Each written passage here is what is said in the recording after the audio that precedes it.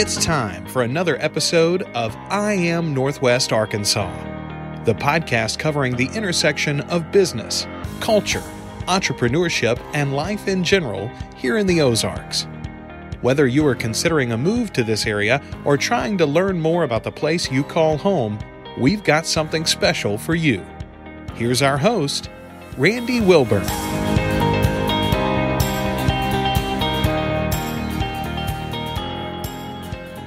Hey folks, and welcome to another episode of the I Am Northwest Arkansas podcast. I am your host, Randy Wilburn, and today I am here with none other than Jordan Wright of Wright's BBQ.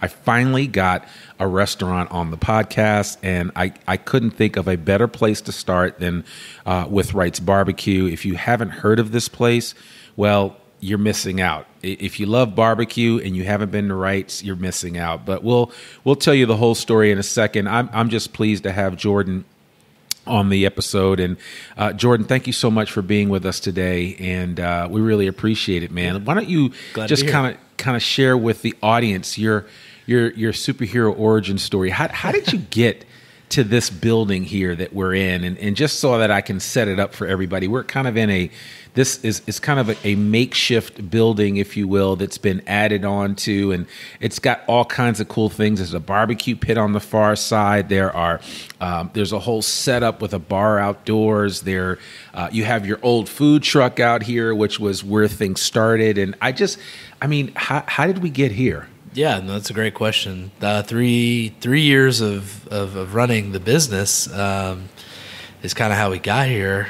How we got to start the business, I personally had cooked for a lot of people, just doing some church volunteer stuff, and we were going to New Life, did a 100-person cook for the first time. I borrowed a smoker. Actually, some other local barbecue guys lent me the wood to cook that first cook. And from then on, it was like, you know what? This is good food, and I think I can do it. And then from there, we started building out the food truck and getting that, designed together. We got approved to the farmers market back in 2016, and I'd kind of always said when I was working at Tyson full time, and I was like, okay, well, we'll try it out and we'll see where it goes. I don't want to go take out a big loan and owe a bunch of money to try to see if this is going to work. And so we just kept kind of grassrooting it and started with the farmers markets and community events and just serving people, cooking as good as we could, even though I guarantee you 3 years ago the food was not as good as it is today. But it was somewhere, and even though that's where it was 3 years ago, it was still what we felt was the best barbecue in the area. We were inspired by some great places in Texas we had and really just thought, okay, this is a moment in time, whereas if we don't act and we don't move forward, then, someone will. And I have a huge passion for barbecue. I have a huge passion for serving people. And so it just kind of started fitting. And this building that we're sitting in it's a 100-year-old building. Wow. We have pictures of the family that lived here in 1925. Okay. And they were 8 years old at the time, and they were born here. So it's, maybe haunted. I'm just saying there's probably some tales from the pits, that have happened. We'll call it historic more historic, than haunted. Yeah. So absolutely. it's a great building. Has a ton of character. Obviously, people have lived here. There's been bakeries here. There's been antique shops here. There's been breakfast spots here. But luckily, the community's really rallied around it and liked. They've loved it as a barbecue spot. So, yeah, and that community is Johnson, right? Yep. So, Johnson, which is basically northwest or North Fayetteville, right? South Springdale. Yeah. It's if you're not familiar with Johnson, it's the tiniest town in a large area, and so we like to say we're a one street town, in the middle of everywhere. Yeah, that's funny. And it's funny that you mention that, because a lot of times when I explain to people about Northwest Arkansas, primarily people always go to think Fayetteville or Bentonville. And then I sometimes have to remind them that there's Rogers, and then there's Springdale, but there's also Lowell, and there's Johnson. Yep. So, and there's more than that. I mean, it just goes on. But exactly. So, man, that's awesome. So tell me just a little bit about, did you always aspire to be an entrepreneur, or was this just... I like to think of myself as an idea guy. Okay. I've probably come up with hundreds of ideas of things that could work. Right, right. Probably early on when I was living in I lived in Florida for a student ministry deal a few summers, and and I think this is probably the first business I came up with was a tanning booth that you could jump into and it would spray your sunscreen on, so you wouldn't have to apply it or bring sunscreen to the beach, because I hate bringing sunscreen on. So it was just like little things, little solutions things. Yeah. But yeah, I do just come up with ideas. I mean, even still today, I'll come up with an idea for, whatever, with talking with my dad and my sister, and I'll come up with something and be like, we should do that. And they're like, no, we should not do that. And I'm like, well, it could work, and that's really the thing is it's, I would say, probably lifetime, just kind of thinking of fun things to do or good ideas. Right. Yeah, it's always kind of, even when I was at Tyson, I was probably more of a, idea guy more than I probably should have been. Sometimes it's, hey, put your nose to the grindstone, get your work do the done. job. Yeah. The business is the business. But I was a big idea guy, so I was always going to my boss saying, hey, why don't we do this? Why don't we do that? Why don't we do this? Well, sometimes that's good. Sometimes it's like, hey, you're 25, stop it. Right. Slow down. Maybe when down. you're 40, you can have somebody. No, I'm just kidding. Yeah. Tyson's a great company, and I wouldn't be here. I wouldn't have the meat knowledge I have, right? Without that, coming out. But yeah, once I started dipping my toes into this, okay, hey, I can make money at this, or I can cook this at this price and sell it for this, and I think I can make enough money to do it. And then once we started growing it was like, okay, now you have a lot of confidence, that it could make sense. Yeah. That's really the big thing is, can it make sense? Can it make money? Can Right. it take care of you? So, and it seems like you've become, as I look around and anybody that comes to this location, they'll see pictures of what I would probably say are pit masters or other barbecue owners. And I think you actually have a very, very healthy respect for this industry and what it represents. For sure. So who impacted you from that perspective as you got into it? You were like, wow, this is like the real deal. Yeah. So early on, I was cooking barbecue. I was cooking butts and ribs and just cooking kind of just for home use and for parties and stuff like that.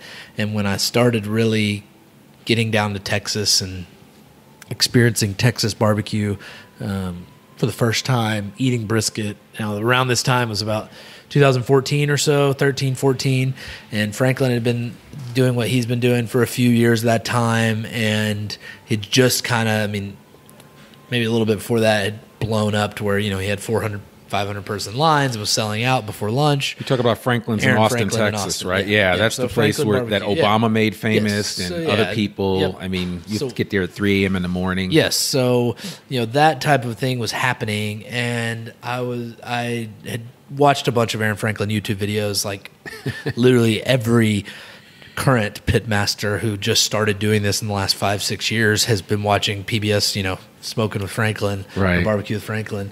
And, a lot of these guys that I've gone, I've eaten their stores, or I've talked to them on the phone, or I follow them on Instagram. Most of these, Esau Ramos from 2M Smokehouse, he talked to me for about an hour and a half when I was looking at this building the first time, talking about his building and what they were currently doing with his partner, Evan Leroy from Leroy and Lewis Barbecue. He allowed me to go down. He's in that picture right there, but he allowed me to go down and work with him for a few days or a day, and then I've gone down and seen him a couple times now when I've gone down to Austin, just reconnecting with him. They've come up here, trimmed some ribs with us and gone to dinner and eaten. I've been able to, that was really cool. Probably the coolest moment of kind of taking someone who's helped me and been able to have them come up, and they stayed with us on their way to Chicago for an event. Right. And we were able to serve them a meal and just be able to serve them in the store. It was just in the restaurant. It was awesome. That was just it was just a cool moment of being able to, here's what our hospitality looks like. Here's what you've helped build with your, willingness to teach and willingness to take my calls and texts and help me out. So yeah, it's been pretty fun. It's funny because as I sit here and think, I actually have a friend that I grew up with. His name is Curtis Barnes, and he is a pit master. He's a fireman, but he travels around the country with his barbecue pit and participates in competitions. I mean, I don't think people realize the scope of how big this is. Yeah. And I've just never... I personally, and I know this is heresy, I don't eat pork or red meat, so for me, I'm not always the best person to talk to. And we're always out of chicken. And we're always out of chicken. But I got to say, the chicken and the turkey here is out of this world. And I've actually tasted the salmon that you've had, which I know is heresy. Why would you have salmon at a barbecue restaurant? But these guys can throw down some good salmon. And one day, I believe we're going to get some smoked wings up in this place. Yeah. So we'll do Wing Wednesdays. Yeah, we'll do Wing Wednesdays coming up. Absolutely. But I say all that to say, and again, it shouldn't be lost on people the level of what this culture represents, the barbecue culture, and I think you've kind of tapped into that, which is evidenced by the lines out the door on a regular basis. People have said, "Oh, I'm going to go to Wright's Barbecue," and I'm like, "Well, you better make sure and check and see what the lines are, because it's been pretty intense." And I've been here several times where the lines were well out the door, and you've just got to wait, and especially on a hot day. It's funny.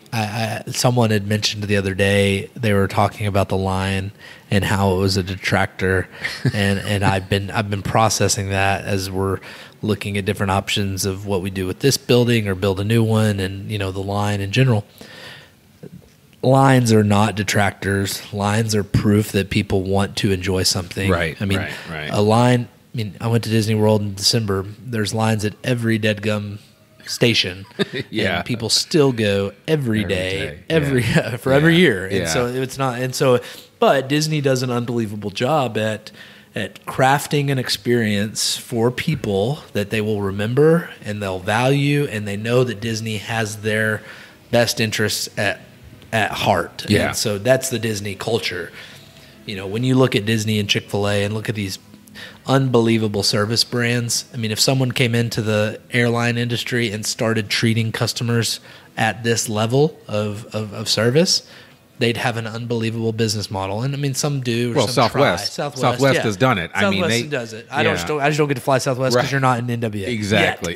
But you go fly these other airlines where the service is not there, the flight attendants don't care, they're not very kind or whatever. It just makes a big difference. And so that makes a big difference for us. The culture of barbecue really is one of service and comfort, making people feel like they're in your home. I said, if you did, we got interviewed by the Northwest Arkansas Business Journal a few months ago. Yeah, I saw that. And one of the things that I truly believe, like, this eating here is like you're eating in my backyard. Right. So it's like you're coming over to our house and you're partaking in a meal, and you would never want to serve anyone a food at your house that you weren't proud of. Exactly. If you cooked your own food and it was bad, what are you doing? Go take that friend to a restaurant. If it's not going to be a memorable meal. Right. And at least thought of, it may not be the best. It may be chicken enchiladas, but at least you thought about it, and it was, at least you're trying to find a delicious recipe somewhere to make it a good meal. Right. So we do our best to make every meal delicious. Every customer we want smiling and happy and feel like we value them, because that's what we do. They're our lifeblood. Right. So that's it. Yeah. Wow. Yeah. That's awesome. I think that speaks volumes for how much you guys care about this. And so much care goes into everything that you do, the burnt ends, the brisket. I know that there's always talk about all the different types of barbecue out there. Kansas City's just 3 hours up the road.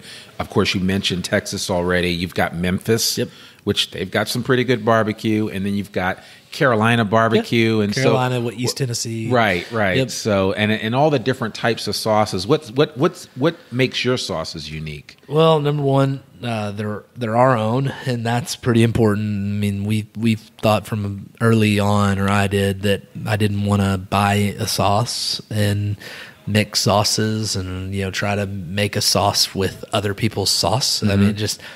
Sauce is such a unique experience. We personally, I use a little bit of sauce maybe, but one thing that drove me to getting to the barbecue world was creating meat that didn't need sauce, that was seasoned well, tender, that was just a delicious piece of meat that you didn't need anything because it was so well seasoned. So when you can marry up, what's good about our sauce, in my opinion, is it marries well with our meat because it's not overly complex. We've got a sweet original sauce, we've got a spicy, and then we've got a bold, which is more of a mustard vinegar base.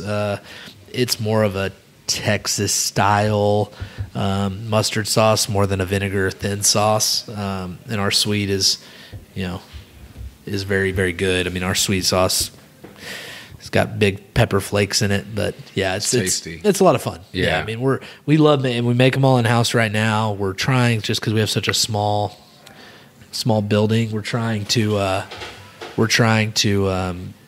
get that sauce, get our sauce co-packed right now, so we can free up some space to get more to-go orders made and things like that. But we've got our first samples of our sauce from our co-packer have gone really well and like taste identical, if not better. I mean, the spicy sauce they made is better. So, but it's with our recipe, they have different spices and things like that. Right. And it'll allow us to be more consistent with the sauce year round because they're going to get the same ingredients in, whereas we get pepper and salt and you never know how old the pepper is. You never know how old the garlic is. So it's gonna build us a lot more.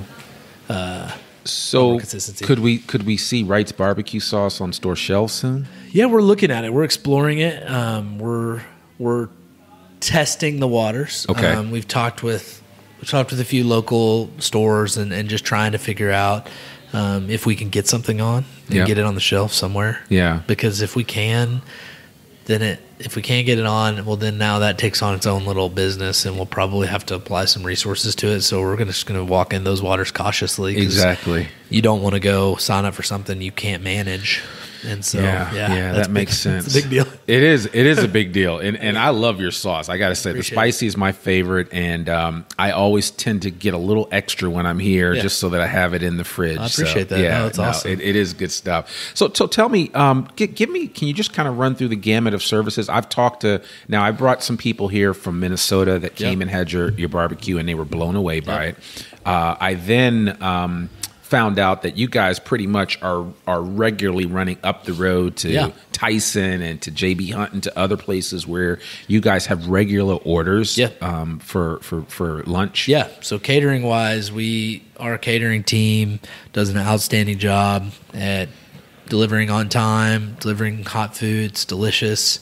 Like I said, I mean, that's our big priority is making sure every meal that people eat, no matter when they eat it or how they eat it or where they find us, that it's going to be good. We had a catering event Saturday out in Siloam Springs, and we got tons of comments back saying the wedding was unbelievable.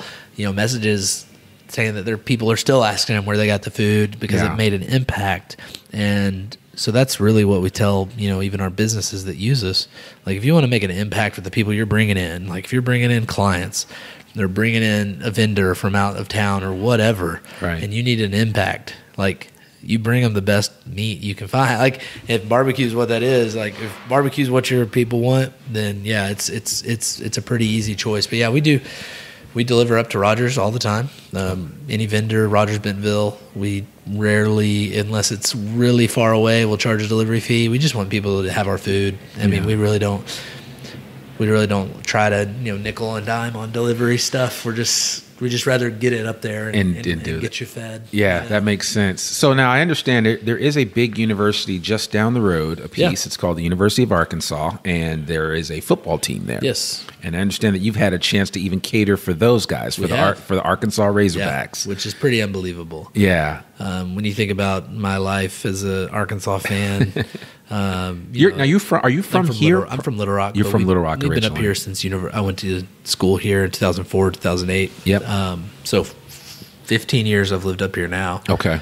But yeah, it gives you the heebie-jeebies, not the heebie-jeebies, but like all the feels when you walk in and you're able to feed, the Razorbacks and get to know this current coaching staff and the great men that are on that staff. But I got to bring my son along a few weeks ago, and oh man, when he was able to pass out cookies and he was organizing our sauce bottles and making sure they were lined up to show the team right. I mean, but he was just in heaven, just sitting there like having a great time. Wow. And I was like, man, that's an experience. Like no matter what happens long term with business, whether we strive or not survive, whatever, just building memories with people. I mean, we've had 3 really, really good years and really great years. I think we're going to have a lot more great years, but just those little things of just moments in time where things you never thought were possible, from someone who started in a food truck right to being able to host, the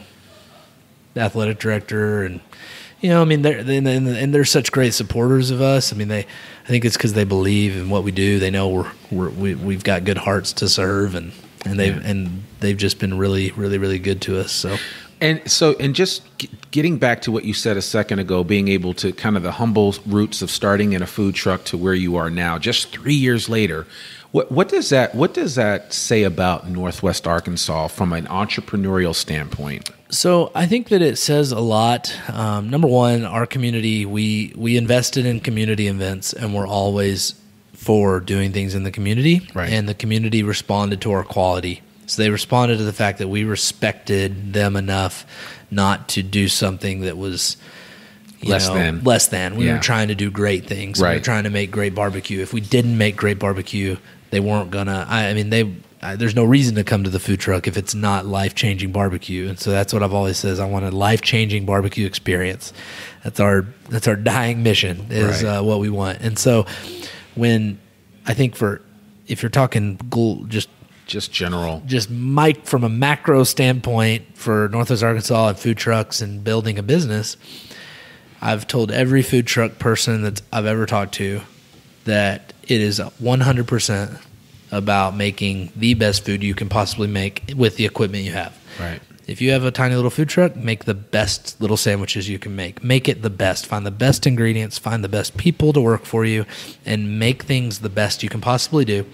And then you have to be cautiously aggressive. I mean, you can make a good, okay business staying in a food truck long term. I mean, you can survive.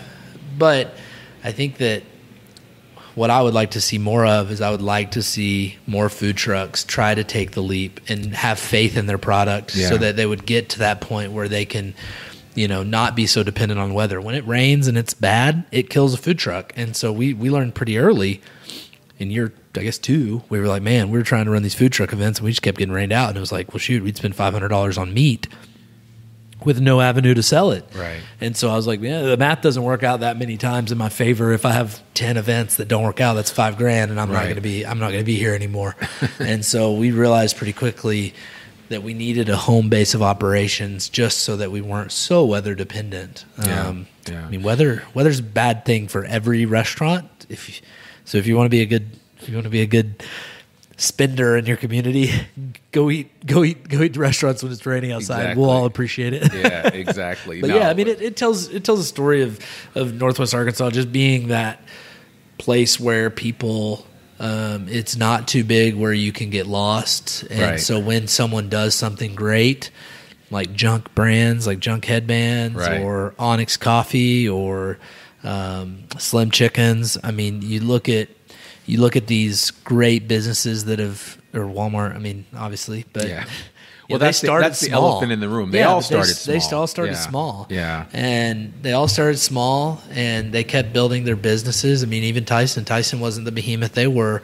They started with a family. They started with a guy driving a truck of chickens from Chicago down here. So, like every single business out here did not just start on the mountaintop. Yeah. So that's really the main thing about all these businesses is we've all had trials, we've all had good things, bad things, but overall our belief in our people, our belief in what we're doing as a company and the business we're building, that's all just, you got to kind of buy into those things and invest in those things to succeed. And I think that people legitimately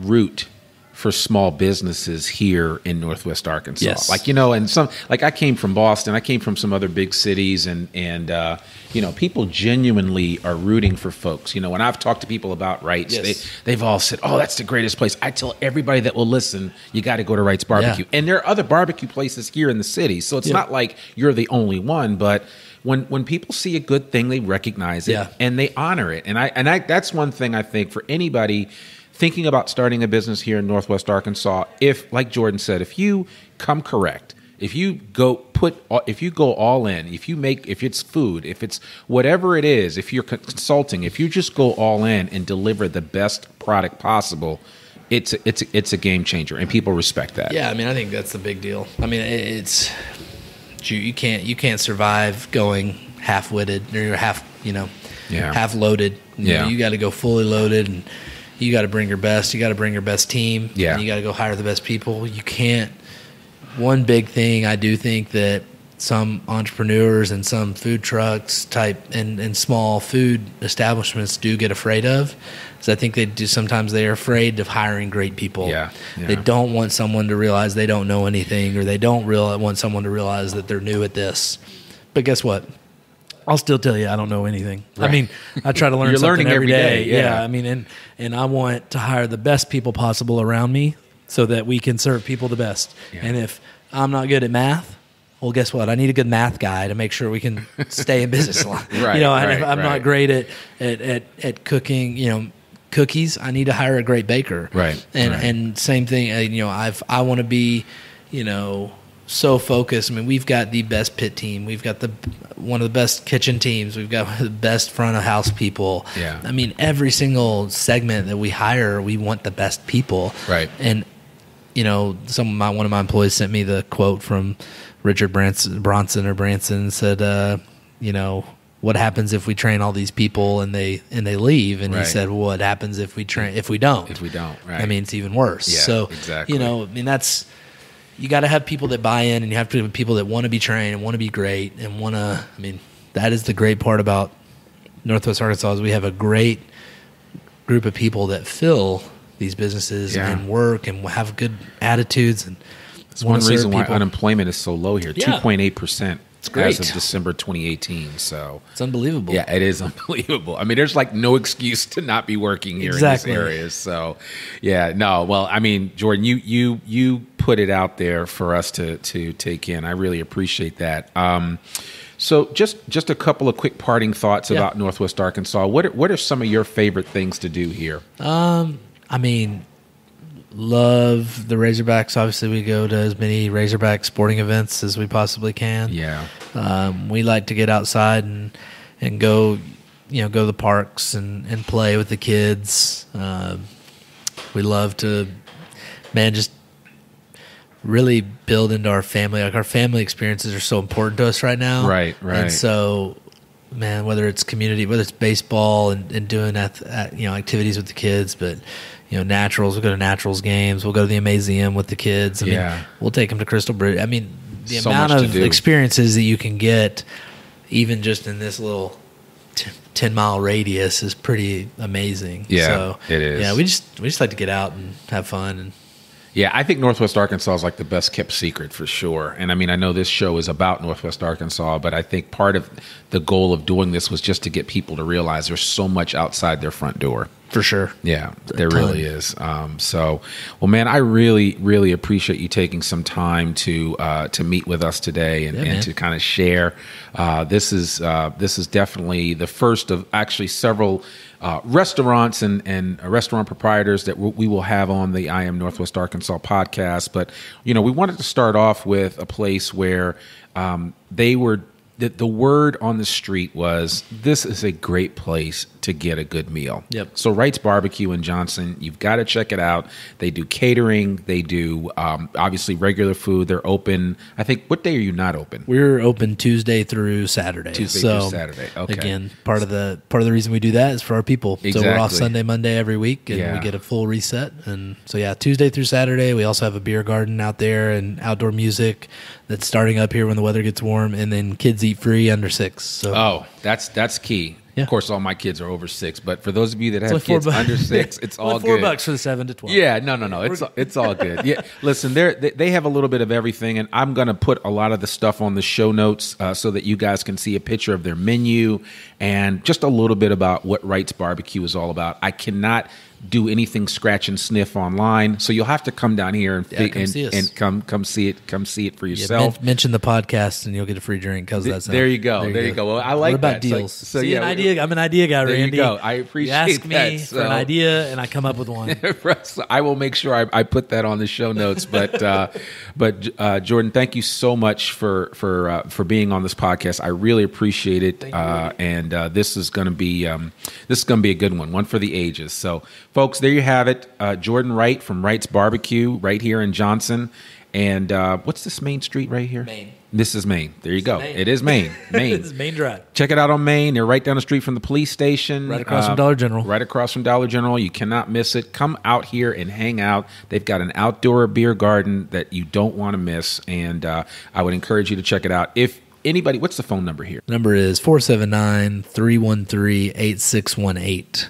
479-313-8618. And you can contact us at catering@wrightsbarbecue.com or go to our website, wrightsbarbecue.com/catering. Perfect. Well, there you have it, folks. Jordan Wright, Wright's BBQ.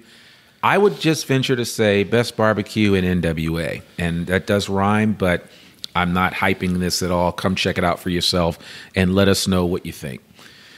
So there you have it, folks. Another episode of the I Love Northwest Arkansas podcast in the books, and we will see you next week. I'm your host, Randy Wilburn, and I appreciate you every day, period. Have a good night. We hope you enjoyed this episode of I Am Northwest Arkansas. Check us out each and every week, available anywhere that great podcasts can be found. For show notes or more information on becoming a guest, visit IamNorthwestArkansas.com. We'll see you next week on I Am Northwest Arkansas.